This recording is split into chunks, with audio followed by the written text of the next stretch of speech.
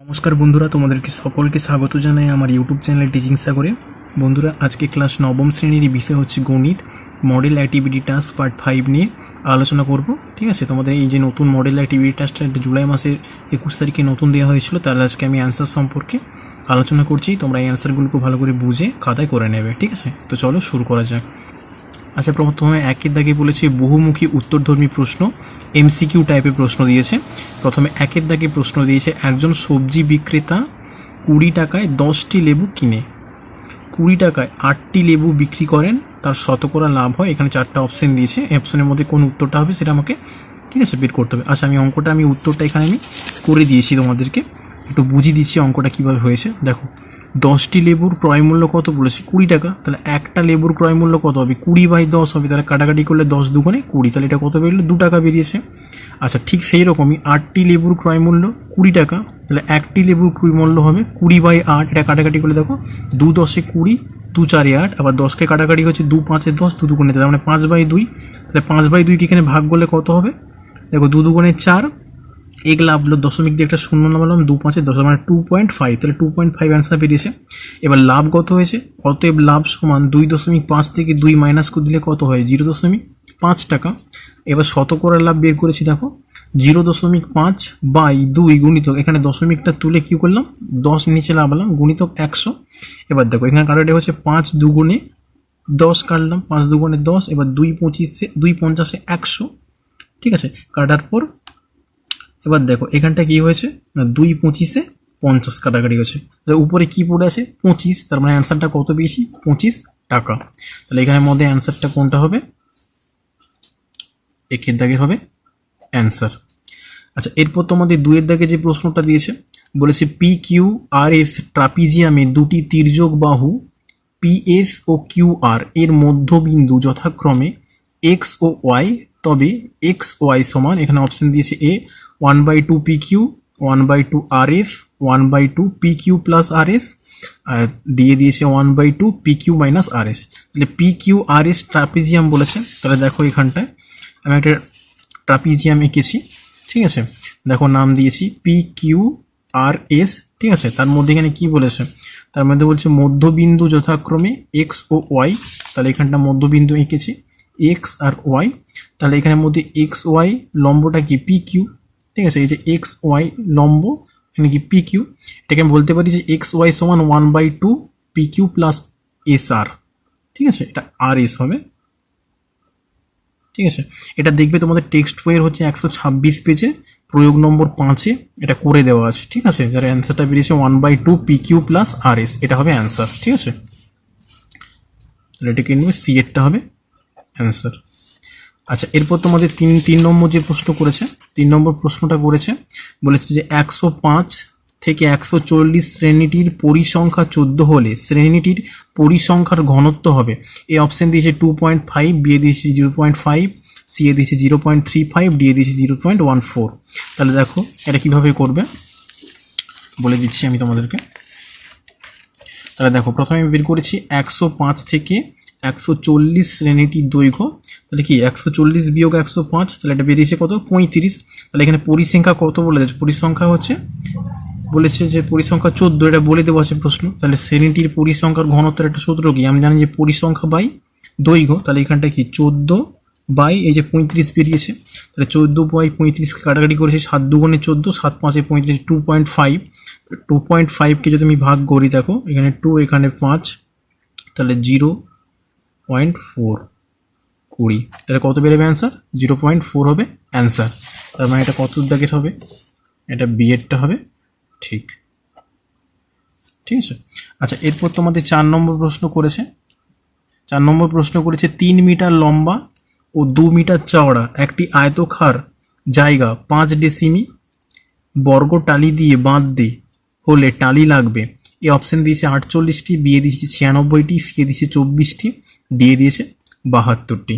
ঠিক আছে, তাহলে দেখো এর উত্তরটা কীরকম লিখবে?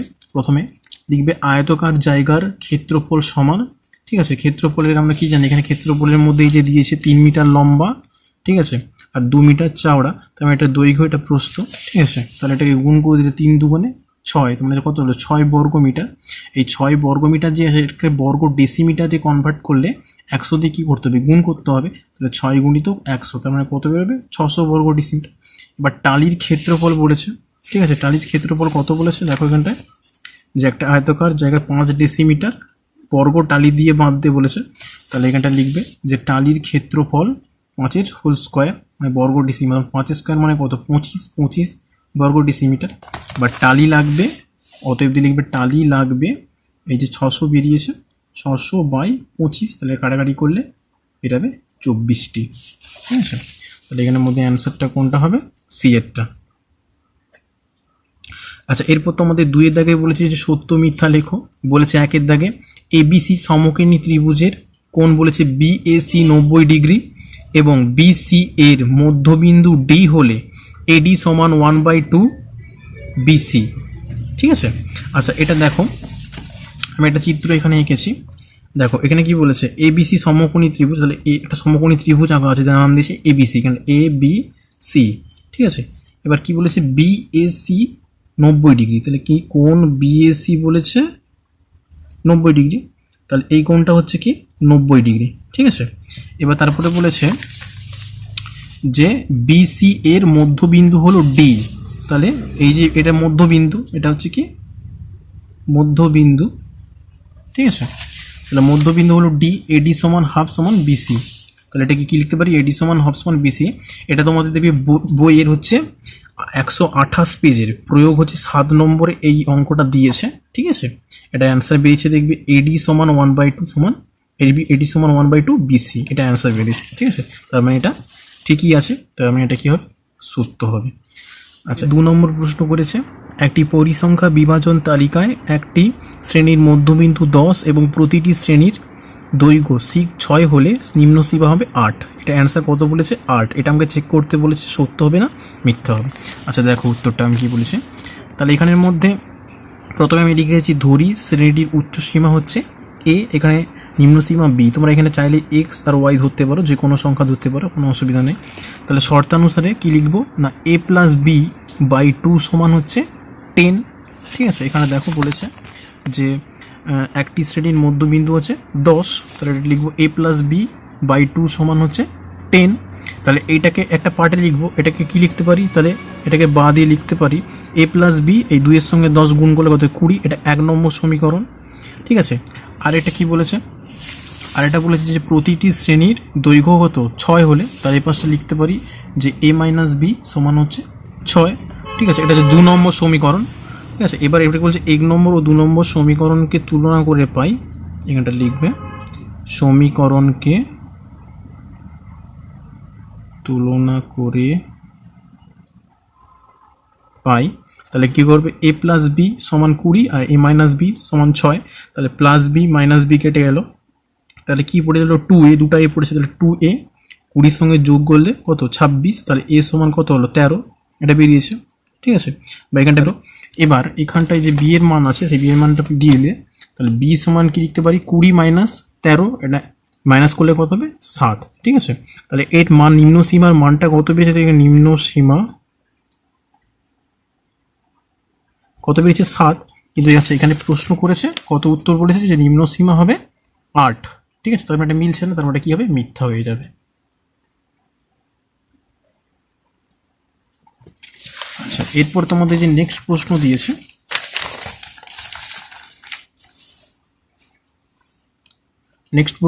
দেখো বলেছে একটি সামন্তরিকের আকারের ক্ষেত্রে একটি আয়তক্ষেত্র এবং একটি ত্রিভুজাকার একই ভূমি ও একই সমান্তরালে সরল রেখা যুগলের মধ্যে অবস্থিত এবং তাদের ক্ষেত্রফল পি আর ও টি হলে, তাহলে পি সমান আর সমান t/2, এটা বলেছে। ঠিক আছে, আচ্ছা তোমাদের এটা দেখবে, এটা টেক্সট বইয়ের হচ্ছে 182 নম্বর পেজে এই অঙ্কটা দিয়েছে।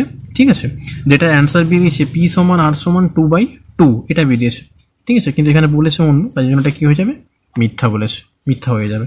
তো তোমাদের 4 নম্বর প্রশ্ন করেছে, বলেছে একটি সমবাহু ত্রিভুজের ক্ষেত্রফল ও উচ্চতার সংখ্যামান সমান হলে ত্রিভুজটির বাহুর দৈর্ঘ্য হবে 1 একক।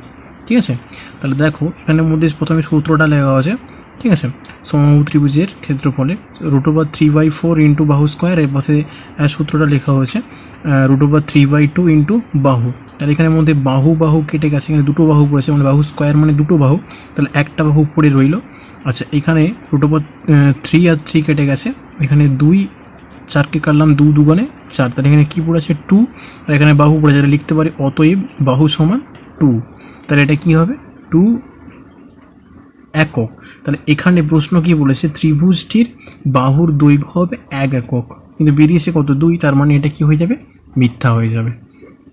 আচ্ছা, এরপরে তোমাদের নেক্সট প্রশ্ন দিয়েছে 3 দাগের 1 নম্বর প্রশ্ন দিয়েছে, বলেছে একটি ঘড়ি পরপর 10% ও 5% ছাড়ে বিক্রয় করা হলে সমতুল্য ছাড় কত হবে। ঠিক আছে, তাহলে প্রথমে কি ঘড়িটার দাম এখানে কি করতে হবে, ধরে নিতে হবে, যেহেতু বলা নাই। তাহলে কি করবে, প্রথমে লিখবে ধরি দ্রব্যটির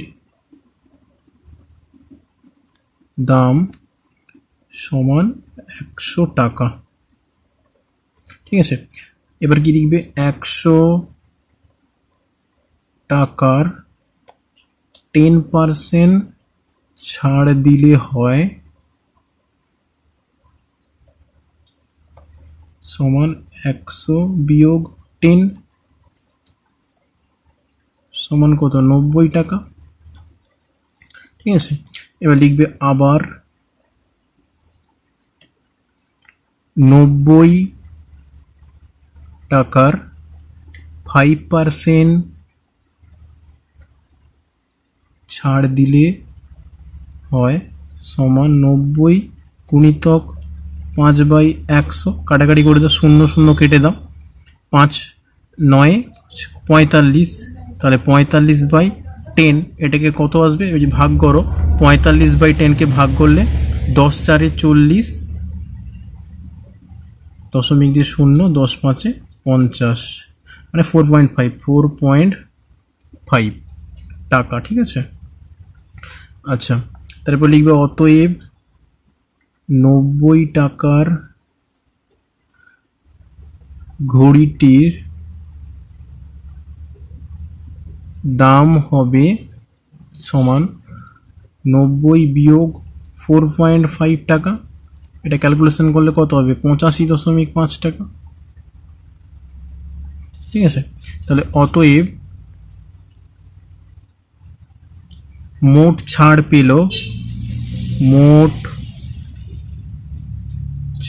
পেল সমান 100 বিয়োগ 85.5 টাকা। এটা পরে যদি ক্যালকুলেশন করো তাহলে এটা বিয়োগ করলে কত বেরাবে, 14.5 বেরাবে টাকা। তাহলে প্রশ্ন কি করেছিল, প্রশ্ন করেছিল যে সমতুল্য ছাড় কত, তাহলে ভাষাটা লিখে দেবে যে অতএব সমতুল্য ছাড় 14.5%। ঠিক আছে, আচ্ছা, এরপর তোমাদের 2 নম্বর যে প্রশ্ন করেছে, 2 নম্বর প্রশ্ন করেছে একটি বৃত্তের ব্যাসের দৈর্ঘ্য এবং একটি বর্গক্ষেত্রের বাহুর দৈর্ঘ্য সমান হলে তাদের পরিসীমার অনুপাত কত। ঠিক আছে, এই প্রশ্নটা করেছে। ঠিক আছে, তাহলে প্রথমে কি লিখবে, এটা প্রথমে ধরতে হবে, তাহলে লিখবে ধরি বৃত্তটির ব্যাসের দৈর্ঘ্য সমান 2x একক, তাহলে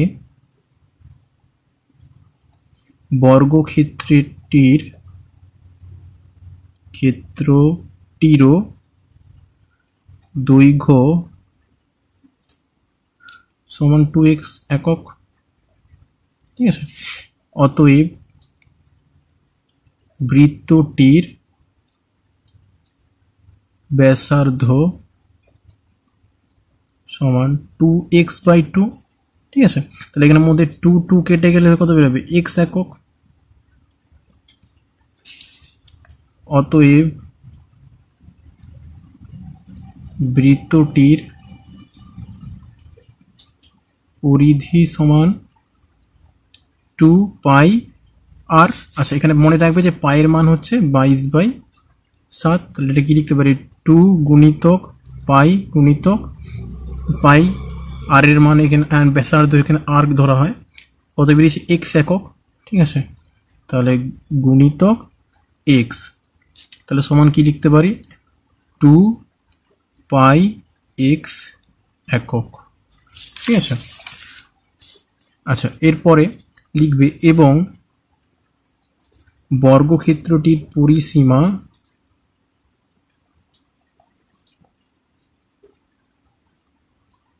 পরিসীমা সমান সূত্র কি 4 গুণিতক একটি বাহুর দৈর্ঘ্য, 4 গুণিতক একটি বাহুর দৈর্ঘ্য,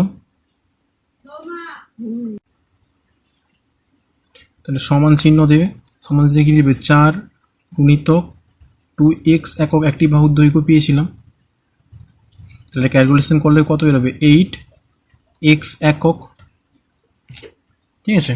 এবার লিখবে অতএব তাদের পরিসীমার অনুপাত সমান 2πx:8x।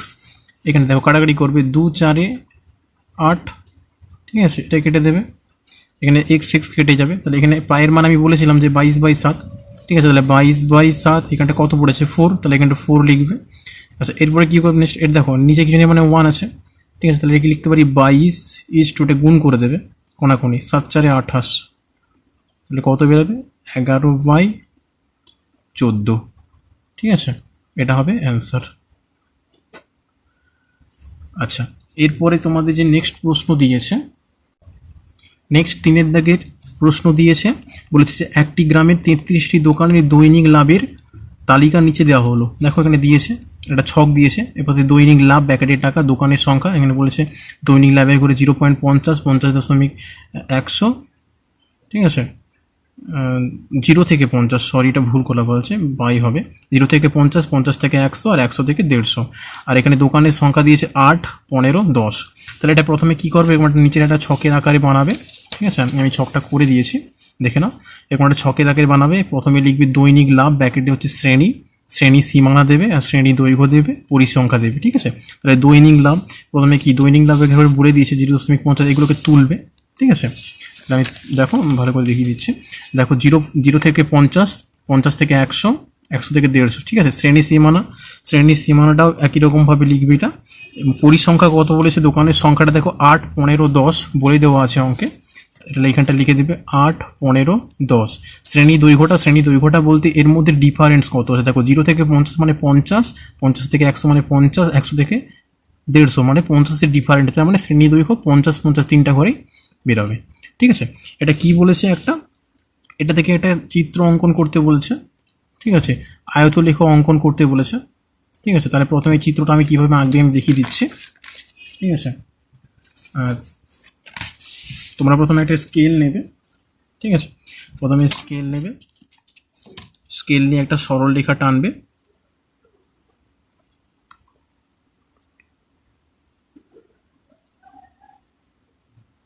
ঠিক আছে, টানলে। আচ্ছা, টানার পর দেখো এখানে মানটা বলে দিয়েছে কত,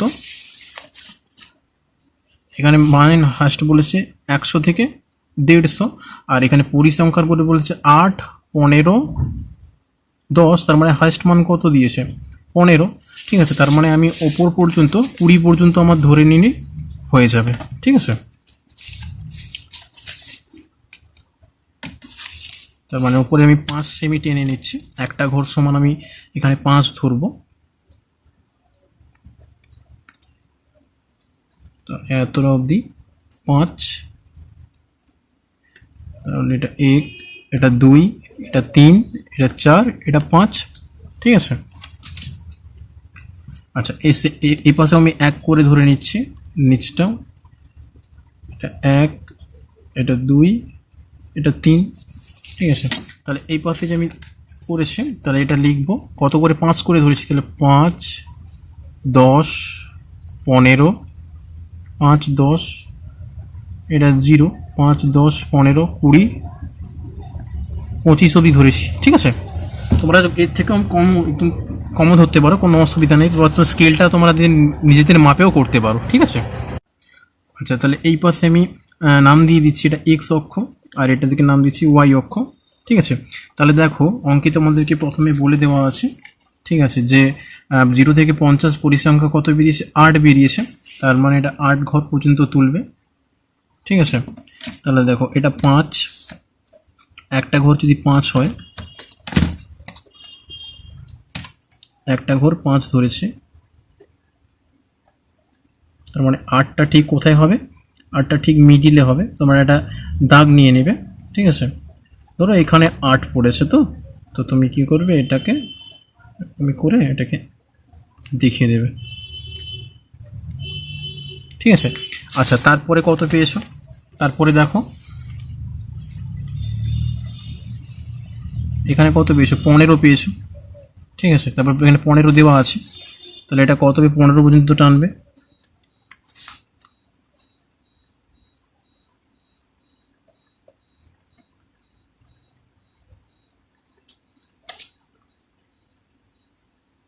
আচ্ছা নিচেও কিন্তু স্কেলের মানটা ধরতে হবে, আমি বলে দিচ্ছি কত করে ধরবে নিচে স্কেলের মানটা।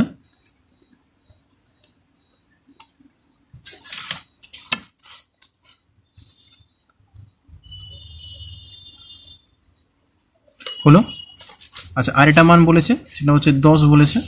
ঠিক আছে, সেটাও একই রকমভাবে করবে।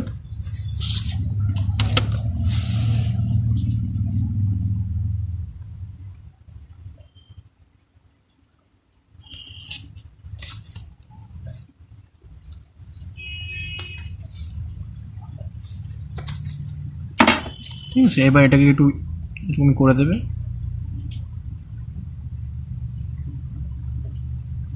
করলে, আচ্ছা এই যে মানগুলো ধরেছি, এই যে 1 সেমি 2 সেমি এরকম করে ধরেছি, এই মানগুলো হচ্ছে 50 করে ধরেছি। ঠিক আছে, 50, 100, 150 এরকম করে বেড়ে গেছে। ঠিক আছে, এখানটা লিখে দেবে ওপরে, এক্স অক্ষ বরাবর প্রতিটি বাহুর দৈর্ঘ্য সমান 10। ঠিক আছে, আর যেটা ওয়াই আছে সেটা লিখবে ওয়াই অক্ষ বরাবর প্রতিটি বাহুর দৈর্ঘ্য